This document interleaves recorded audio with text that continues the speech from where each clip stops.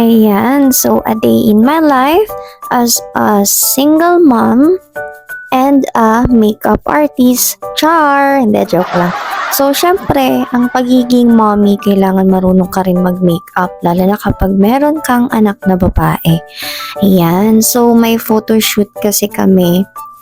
May nag-offer sa akin for photoshoot, pero syempre, gusto ko kasama yung kids ko.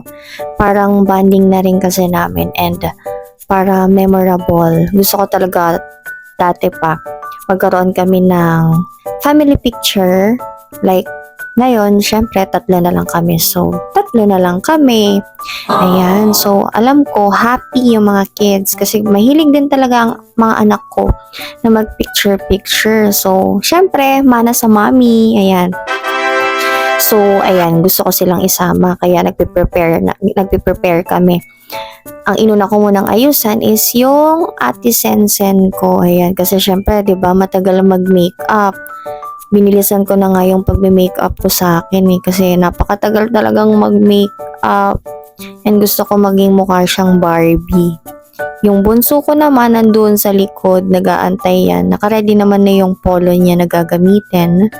So, ayan, tamang makeup muna ako. Sa totoo lang ilang beses kong inulit yan paglagay ng eyeliner. Ayan. Ang hirap talagang maglagay ng eyeliner lalo na kapag pasmado ka. Yung tipong, alam mo yung nanginginig talaga yung kamay mo, tapos kumakalat siya. Pero so far, syempre, kailangan natin ma-perfect yan para mas maganda ang ating daughter. Ayan, so ayan, ang ganda niya na, no? Hindi pa rin yan tapos. Kailangan ko pang mas buhayin yung mata niya. Lagyan ko pa siya ng eyeliner din sa baba para mas buhay yung mata niya. And pagka pinicturean siya, makikita yung ganda ng mata niya. So, ayan, ako rin naglagay din ako para buhay yung mata ko and para matakpan yung pag-iyak. Char! Ayan, may pag-iyak pa yun. Pero tapos na ako sa era na yun.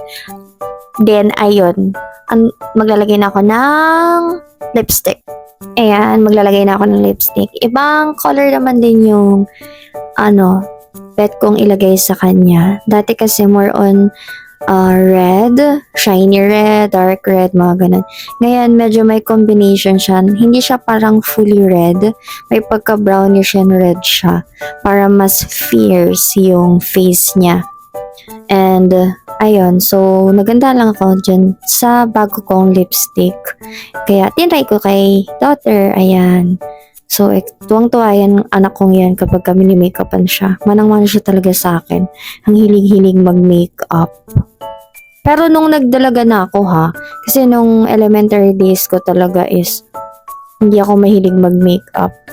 Yung yung pinanonood ko lang yung mama ko kapag nagme-makeup siya.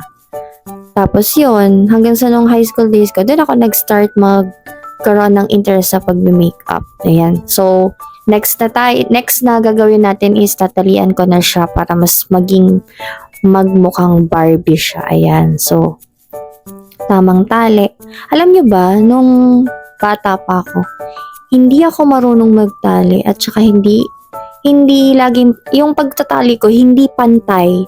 Pero alam mo ba, nagbabago pala talaga kapag naging mommy ka na. Like, yung mga ayaw mong gawin or yung mga hindi mo kayang gawin dati. Pero habang lumalaki, habang nagmamatured ka, nakakaya mo unti-unti yun. At saka kahit minsan hindi mo na kaya, kailangan mo pa rin kayanin. Parang yun, practice lang ng practice hanggang sa masanay ka. Tingnan mo, lagi ko yun tinatalian yung anak kong yan. Hanggang sa nasanay na ako.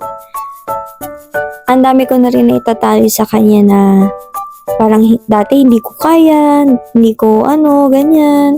Pero ayun, dami ko natatali. And happy din ako na nagmumukha talaga siyang Barbie every time na inaayusan ko siya. And hindi ko need na magbayad kasi kaya kong ayusin yung anak ko and sobrang happy niya every time na inaayusan ko siya. Kaya nga yung mga anak kong yan, sobrang makamami sila kasi alam nila na hands-on ako sa kanila. And even if na dumaan ako sa pagiging broken-hearted. Naayusan ko pa rin sila, nasikaso ko pa rin sila. Syempre, no, lalaki lang yan.